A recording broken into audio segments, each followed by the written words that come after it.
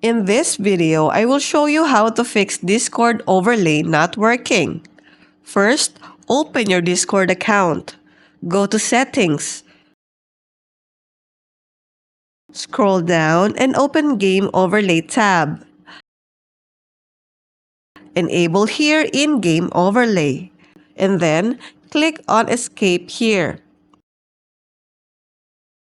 Second step is go to Advanced tab.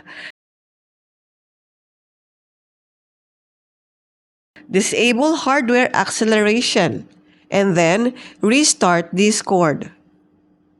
Third step, click on Setting. Go to Game Overlay tab. You select here where your overlay will be displayed. Fourth step is disable your firewall.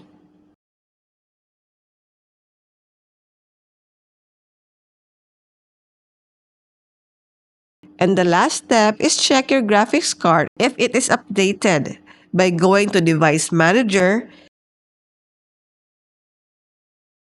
Click on Display Adapters. Check if this is updated. If not, update your driver.